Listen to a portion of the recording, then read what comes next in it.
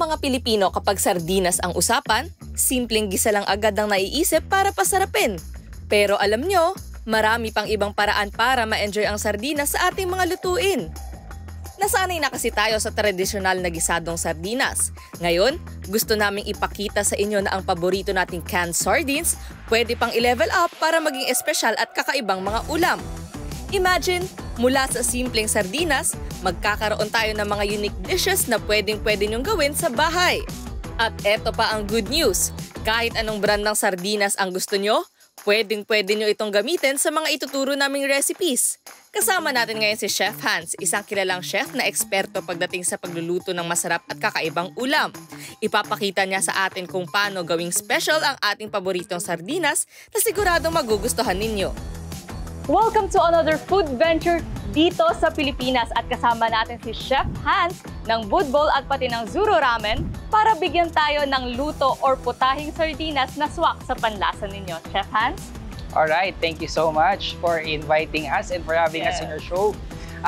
What we are doing right now is a different kind of luto ng sardinas. Actually, medyo familiar naman na yung mga tao dito sa pagluluto ng sardinas na to.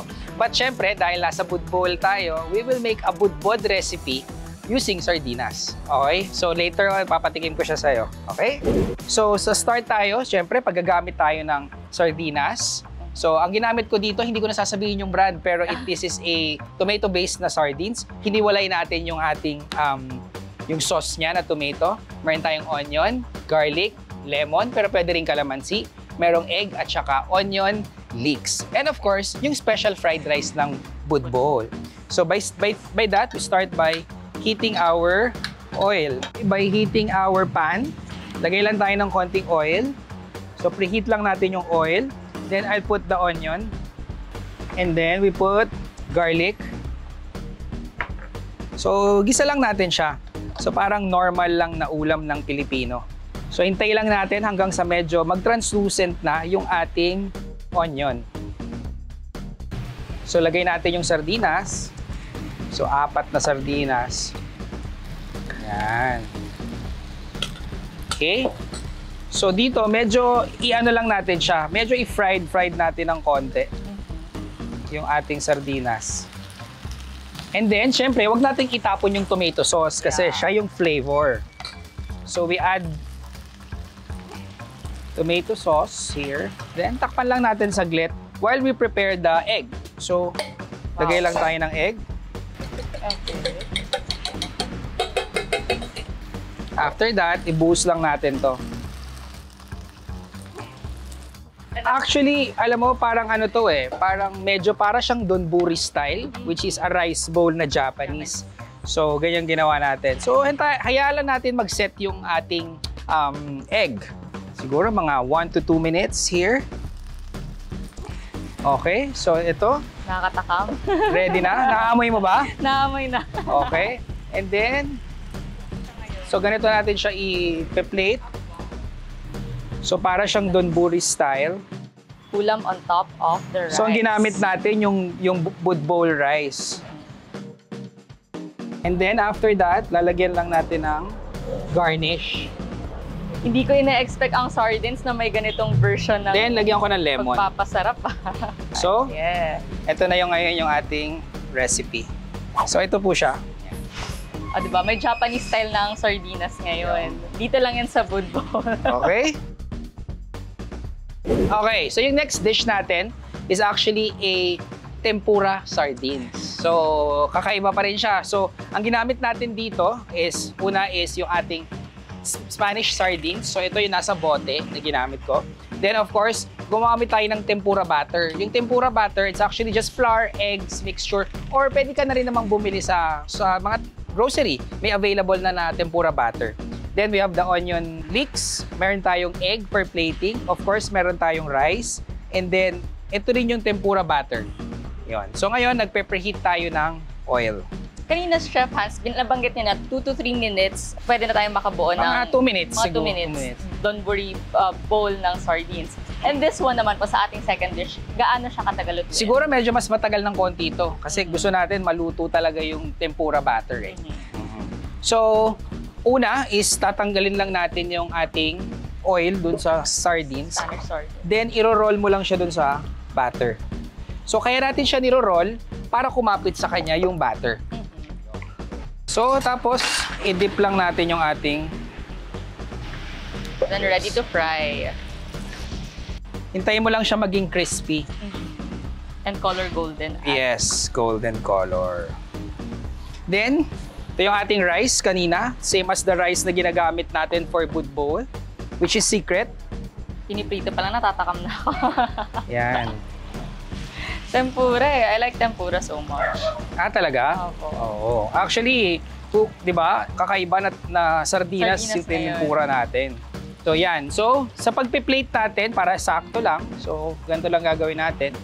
So, we get our bowl. Then, we put 1 egg. Egg is completely optional. Pwede namang wala. Pero, syempre, masarap pa din pag may egg. Perfect ang egg. Oo. So, yan. Crispy na siya. Lagay mo lang Pero dito. hindi siya super tagal, chef, ah. Hindi naman. Yan. Wow. And then, after that is, ako bumili lang ng store-bought teriyaki sauce. Pero pwede namang gumawa sila.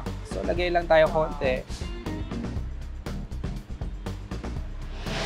And then, of course, lalagyan natin ng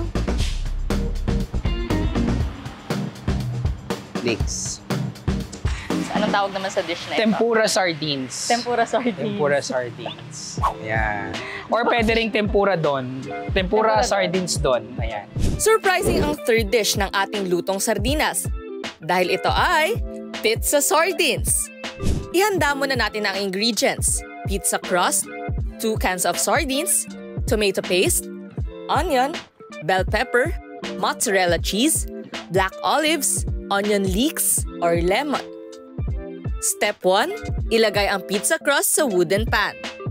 Sunod, ispread ang tomato paste sa crust. Ipatong naman ang mozzarella cheese.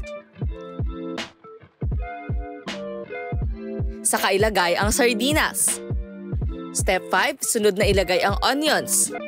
At ikalat ang black olive sa ibabaw. Ilagay natin sunod ang bell pepper. Dagdagan naman ito ng cheese. At ipasok ito sa oven at maluluto ito sa loob ng 5 minutes. At sa huling step, paglabas ng pizza, idagdag ang lemon at ang onion leeks.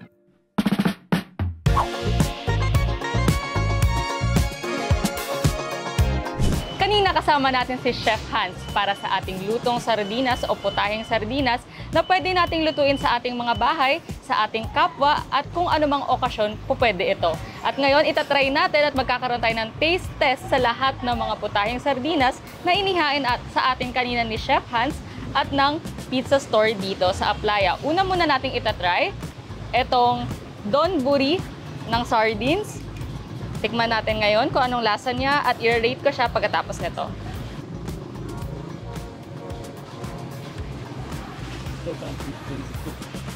Masarap po.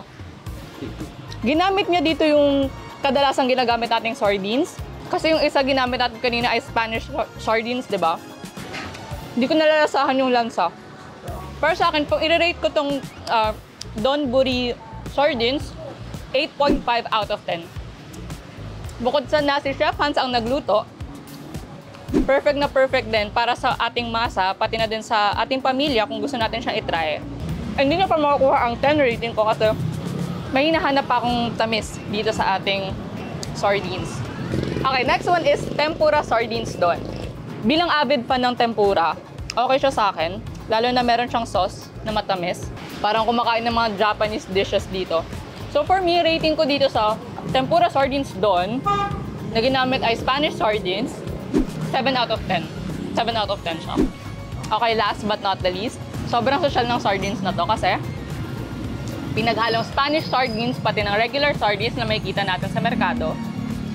And then, voila, pizza na siya. Try natin. Okay lang. Ang rating ko dito is 6.5 out of 10 kasi para lang siyang normal pizza. Pero kung araw-araw ko itong kakainin, parang hindi siya feasible kasi Hindi ko naman, wala naman ako na lahat ng ingredients ito sa bahay. So 6.5 for daily, pero kung occasionally, I will give it 10 out of 10 kasi ang sarap. Ang sarap niya. Ewan ko kung dahil Spanish sardines siya, pero lasang meat yung sardinas dito sa pizza na ito. Iba't iba ang panlasa at hilig natin pagdating sa pagkain. Kaya kahit anong lutong sardinas ay pwedeng i-explore at subukan. Depende sa inyong taste. Mula sa simpleng ginisang sardinas hanggang sa mga kakaibang recipe na natutunan natin mula kay Chef Hans, walang imposible sa kusina basta't may creativity at pagmamahal sa ating lutong bahay. Kaya tara na't mag-experiment at mag-enjoy sa sarap ng sardinas. Ikaw, anong lutong sardinas ang marerecommend mo? I-comment down below ang recipe mo.